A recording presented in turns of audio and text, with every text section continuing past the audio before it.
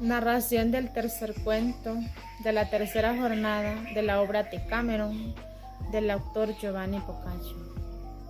Cuento titulado La confesión.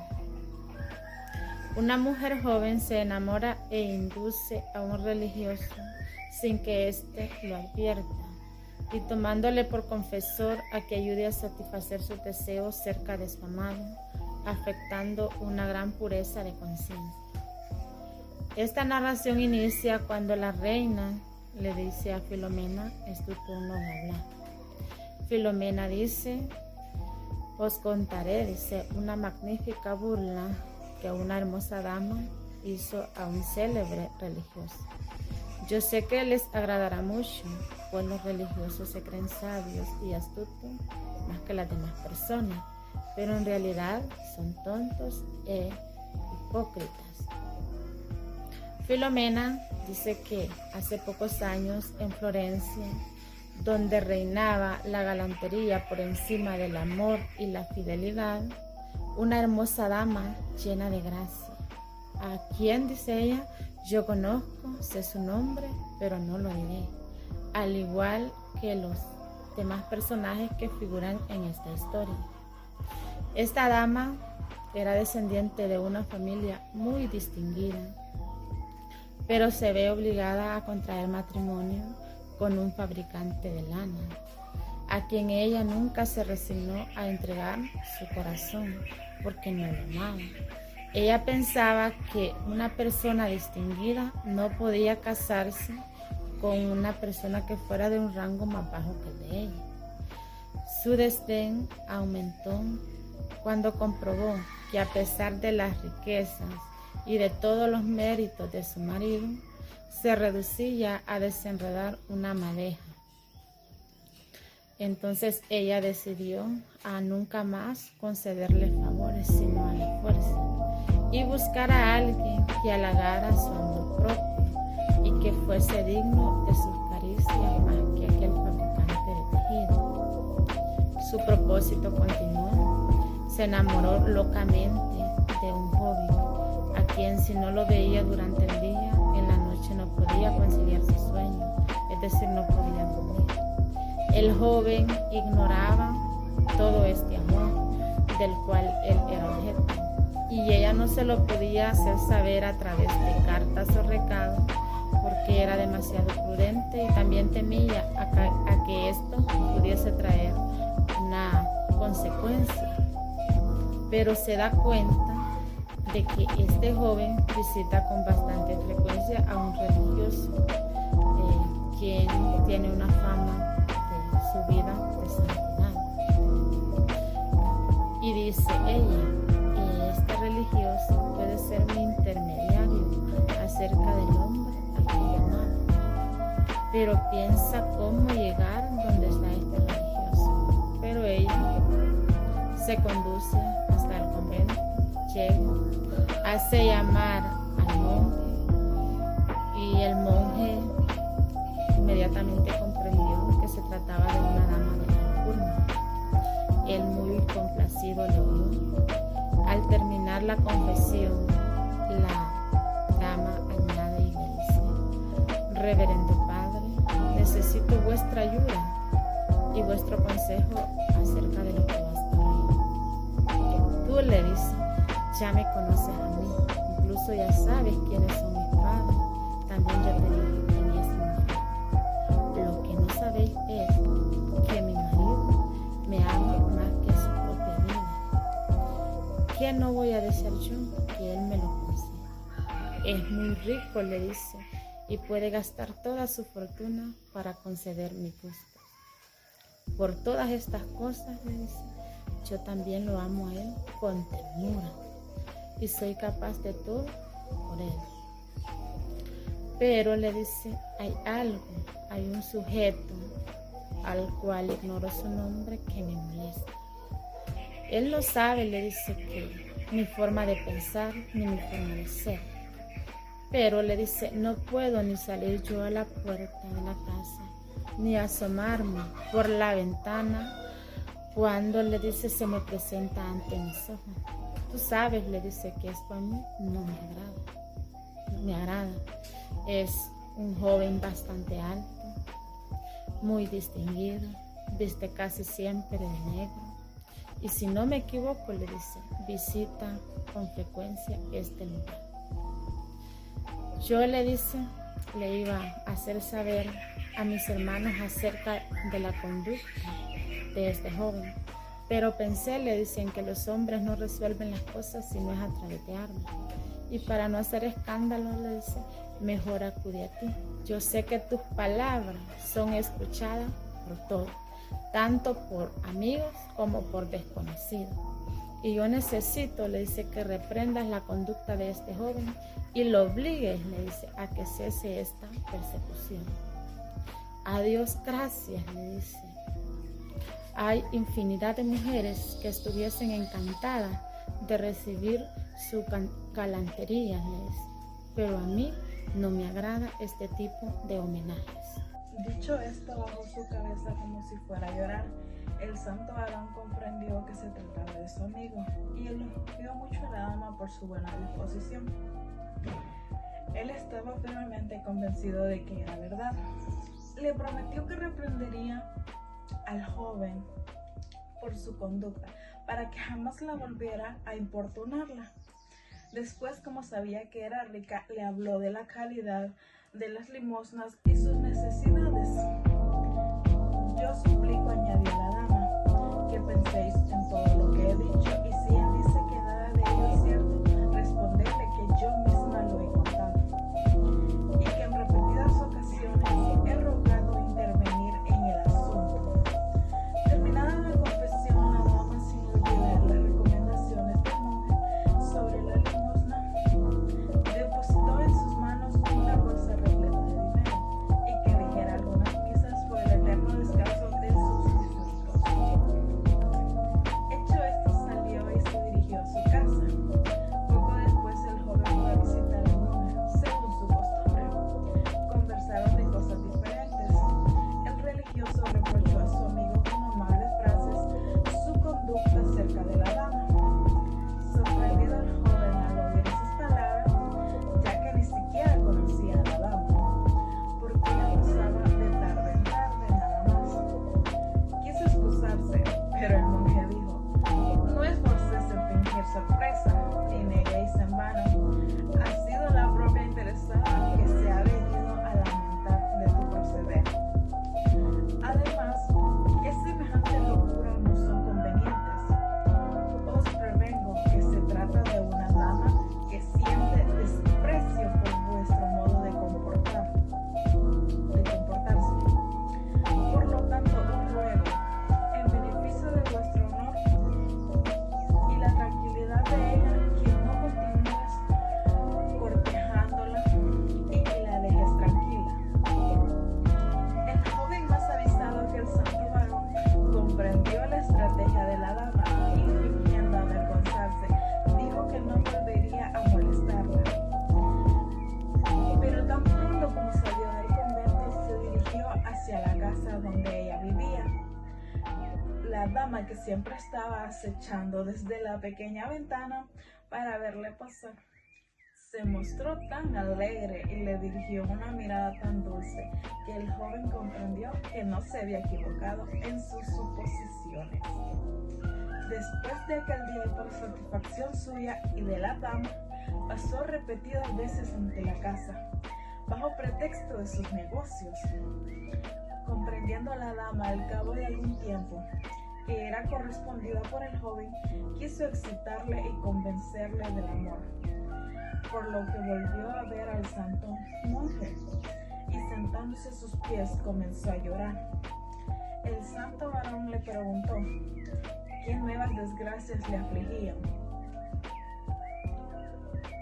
Reverendo padre, respondió ella, lo que pasa no es otra cosa sino que aquel maldito amigo vuestro, de quien os hablé el otro día, creo que ha nacido para hacerles desgracias y para inducirme a que haga cosas que atormentarán eternamente mi conciencia.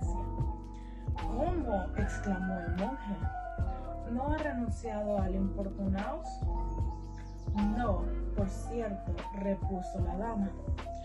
Después de la última vez que vine a quejarme ante vos, y seguramente para vengarse, en lugar de pasar por mi casa una vez al día, pasa 7. Y Dios quisiera que le bastara con pasar y mirarme. Es tanta su osadía y descaro que ayer me ha enviado a una mujer con noticias suyas. Y como si yo no tuviera bolsas y cinturones, se atrevió a enviarme, cosa que me disgustó tanto, que si no hubiera sido por el respeto y temor que le tengo a Dios y a ti, hubiera hecho una tontería. Sin embargo, me contuve y no he querido hacer nada sin consultaros.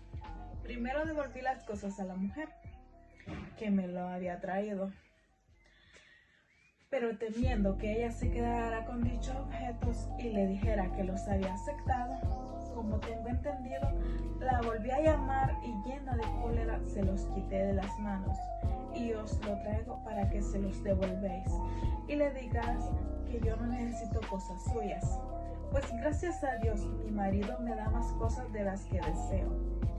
Quiero que le digas que también, si no cambia de modo de proceder, me veré obligada a decirle a mi marido y mis hermanos. Prefiero que él sufra las consecuencias de su impertinencia, de su conducta, antes de verme vituperada por su culpa. ¿No os parece esto razonable, padre? Vamos con la mujer que está confesándole al religioso.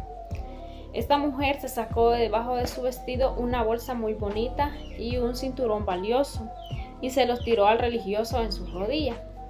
El religioso, creyéndose todo lo que le había contado, los recogió y le dijo que entendía su enojo, que no la culpaba por eso y que le parecía bien que hubiera ido a buscar los consejos de él. Él le contó que ya antes había regañado al muchacho que la andaba molestando, pero que claramente él no había cumplido con lo prometido.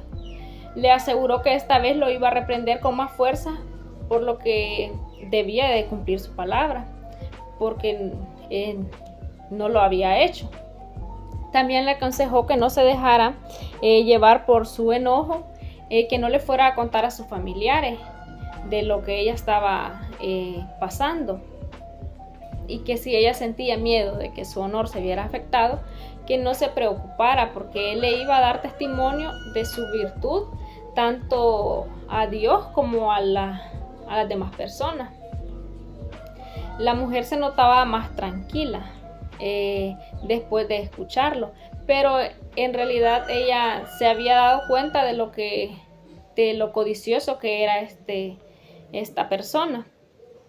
Así que ella cambió de plan y le dijo que había estado soñando con sus familiares que ya habían fallecido, que le parecían tristes y como que si necesitaban de sus oraciones y limosna. Habló especialmente de su madre, que en el sueño se veía afligida, como que si estuviera sufriendo por verla a ella estar pasando por esto. Y entonces le pidió al padre que por favor hiciera oraciones por el descanso de sus almas y que celebrara las 40 misas a San Gregorio.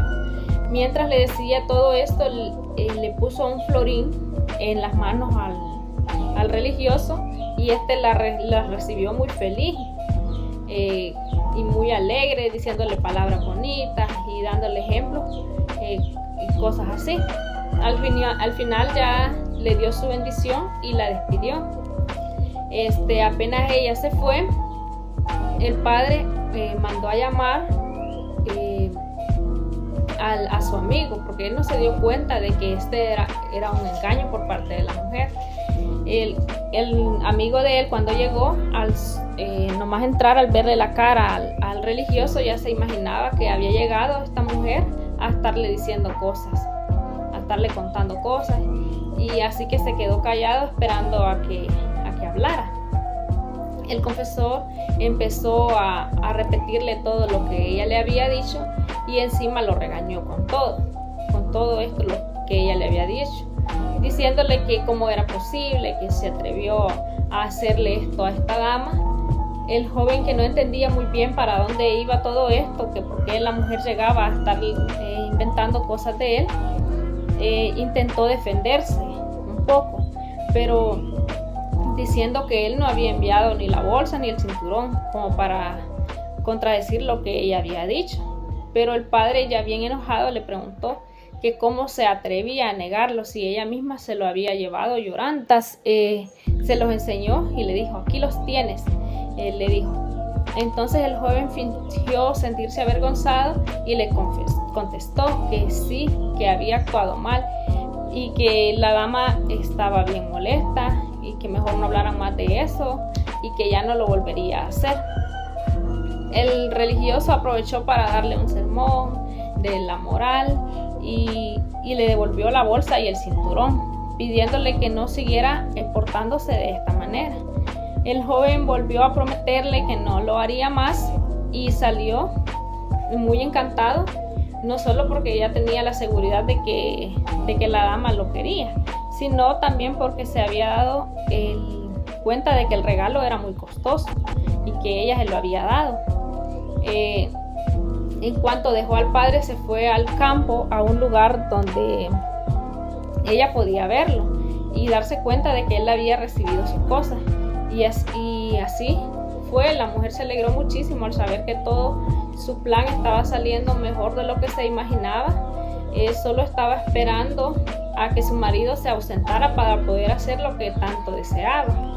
Y poco después se le cumplió el deseo. Su esposo tuvo que salir de la ciudad, irse a una ciudad llamada Génova. Y cuando iba saliendo, él salió en caballo, ella lo despidió y se fue directo. Después de esto, ella se fue directo a visitar al confesor. Nuevamente llegó llorando y quejándose y le dijo que ya no aguantaba más, que aunque le había prometido callar, ya no podía seguir así. Le contó que esa misma madrugada el joven había llegado y que había subido por un árbol y que había intentado meterse por la ventana y que le había preguntado su nombre. Bueno, ella estaba durmiendo y se despertó cuando escuchó esto y el muchacho le preguntó su nombre y que le había pedido disculpas por lo que había hecho, pero ella gritó del susto y le cerró la ventana en su cara. Y el padre se quedó como confundido y en esta parte de la obra, Dios los libró del deshonro y como siguieron sus consejos que los siguiera por esta vez, le dijo que hablara con él antes de que se quejara con los parientes. Le dijo: yo pondré un freno a la brutal pasión de este maldito libertino, al que tuvo la debilidad de creer inocente. Si fuera a lo que espero, no tuviera éxito, lo bendeciría en libertad de que eligiera lo que estima más conveniente. ¿Conoces la gravedad de toda esta intriga?, dijo la dama. Le dijo: yo no quisiera desobedecer, pero le suplico que procediera de manera adecuada, para que deje de importarme, pues los advierto que es la última vez que me quejaré a vos respecto a este asunto. Dichas estas palabras, dejó sobre el confesor. Estando muy enfadada, apenas había salido de la iglesia. Cuando el amante llegó por su lado, el padre le llamó enseguida, le hizo los reproches más duros, tratándole de hombre desleal, traidor. El joven, que ya por 2 veces había soportado semejantes cosas, le dejó hablar, esperando siempre que le aclarara algunos puntos. Le preguntó: ¿qué es lo que he hecho?, dijo el joven, ¿y de dónde viene la cólera? Al escucharlo, se dirigió que había crucificado a Jesucristo. Le dijo: en verdad, repuso. El cura admiró esa sangre fría. Habla de nuestros crímenes como si hubieran pasado los años y el tiempo los hubiera hecho olvidar. ¿Es que no los acordábamos de haber molestado a nadie esta mañana? Le preguntó: ¿dónde has estado hoy antes de que amaneciera? Él le responde que no recuerda dónde estuvo. El joven: pero que por lo que veo lo entenderás pronto. Lo que sucede, le dijo el confesor, tú creerás sin duda que durante la ausencia de su marido, esa mujer honesta iba a recibirlo con los brazos abiertos. Te has convertido tú, que eres un hombre honrado, en un conquistador nocturno que escala los jardines para trepar a los árboles buscando la manera de introducirte en la habitación de esa mujer. Piensa vencer con ellos su virtud. Le dice que sí, se hará amar por la fuerza y sin importar los sentimientos que ella le ha demostrado ya varias veces. Ella le contesta que a pesar de que él es la persona a quien ella odia más en el mundo, es así además como aprovechas los consejos que te he dado. Escucha todavía, quisiera hacerte ciertas advertencias. Si esa dama guarda silencio sobre las conductas, está solo a mis ruegos. Debes y no acaso supongas al amor que te tiene, pero ten cuidado, no vayas a divulgar tu conducta. Es lo que he dicho, en caso de que continúes atormentándola. Proceda como crea más conveniente. Mira a lo que te expone y en qué situación te dedicas y te expondrás. Tus actos, hermano. El enamorado comprendió perfectamente lo que hacía, calmó al religioso de la mejor manera que pudo, despidiéndose de él, y luego de haberle hecho las mejores promesas del mundo, el siguiente día por la mañana, aprovechándose de la advertencia que había recibido, entró en el jardín de su amada y trepó por el árbol que le había sido indicado, entrando por la ventana que había dejado abierta, por lo que pronto estuvo dentro de la habitación en los brazos de la bella, que ardiendo de impaciente por verla llegar, la recibió entusiasmada. Le dijo: ese buen confesor que tan bien le has enseñado los medios de llegar hasta aquí, para darse cuenta de la pasión, ríe burlándose mucho de la simplicidad de aquel confesor imbécil, así como del espíritu mercantil del marido.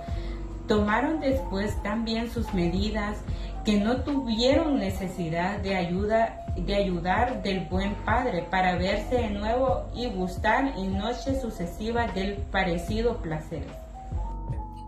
Hola, en esta ocasión voy a hacer una pequeña narrativa, una pequeña crítica de lo que es el cuento de la confesión de la jornada tercera de la obra el Decamerón, escrita por Giovanni Boccaccio en el siglo XIV. Esto se fue escrito pues en plena transición entre la Edad Media y el Renacimiento.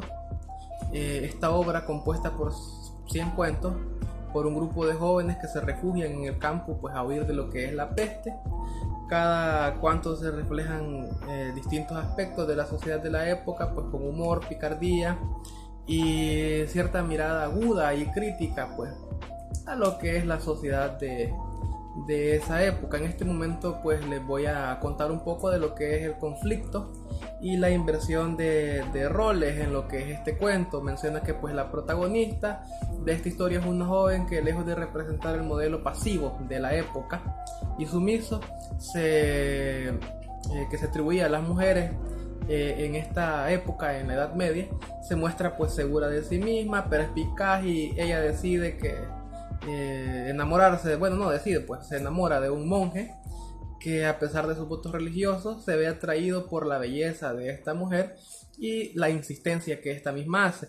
Lo que llama la atención no solo el acto de seducción, sino que también lo ejecuta una mujer que pues tiene lo que es iniciativa propia, pues bastante astucia, puede decirse así, determinación. Esta inversión es una crítica a la rigidez de las normas sociales de la época y un anticipo de lo que es el pensamiento moderno, que empieza a valorar la autonomía del individuo, incluso especialmente de lo que es la mujer. También en la crítica les tengo que mencionar como cierta parte de lo que es el amor como deseo y libertad.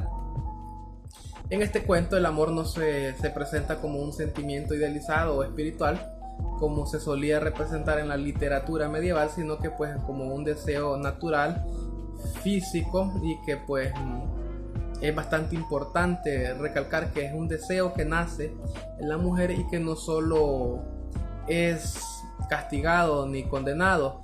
La joven actúa movida por lo que siente, y Boccaccio no la presenta como pecadora o culpable de algún delito, sino que pues lo hace ver que es parte de lo que es el impulso natural del humano. También se menciona que hay un cambio radical dentro de las perspectivas de género. El amor deja de ser algo impuesto por el matrimonio o la religión y se convierte en una elección libre en el contexto del Renacimiento, donde comienza a valorarse la experiencia individual y la libertad de pensamiento. Así se menciona. También les puedo mencionar un poco en esta crítica la inteligencia femenina como una herramienta de emancipación. Uno de los aspectos más llamativos de este cuento es la forma en que Boccaccio exalta la inteligencia de la joven protagonista, que no solo es bella, pues no solo es bonita, sino que también piensa, argumenta, planifica, no necesita ayuda de ningún hombre para conseguir lo que se propone, y utiliza su ingenio para acercarse al monje, para convencerlo y crear la ocasión propicia en un mundo donde la mujer está relegada al silencio, al hogar o al convento. Esta figura femenina representa un modelo completamente opuesto a los cánones impuestos en esa época, y que pues es bastante interesante de explorarlo, abordarlo, estudiarlo y sobre todo pues entenderlo, ya que es bastante interesante. También les puedo mencionar un poco de lo que es la crítica a la hipocresía religiosa. El personaje del monje es fundamental para entender el mensaje crítico de este cuento que nos narra Boccaccio, que representa pues un poco lo que es la virtud, la moral religiosa y la represión sexual. También se muestra como el ser humano también puede ser débil y que cualquiera cede ante el deseo y contradice y cae. Boccaccio no solo presenta como un monstruo, no lo presenta como un monstruo, pero tampoco lo exime, lo ridiculiza, por así decirse, como con sutileza, mostrando como parte de la institución, en este caso de la iglesia, que predica una moral imposible de cumplir en esta época y en cualquier otra, puesto que es bastante difícil reprimir lo que es el instinto del ser humano. Y por último, pues se puede decir que esta historia no es simplemente un cuento de seducción, sino una poderosa crítica pues a los valores que predominaban en la sociedad medieval, que con cierta ironía lo aborda Boccaccio. Nos habla también de que el amor puede ser una fuerza que libera al ser humano y que pues la inteligencia es una herramienta para la mujer, una herramienta de emancipación. Y pues sí, abordar que la mujer es un ser pensante y no solo un objeto relegado a las labores del hogar. Entonces es bastante interesante el cuento y la crítica que se hace en este mismo. Por mi parte esto sería todo de abordar de esta crítica, y espero pues que sea del agrado de quien corresponda ver el video.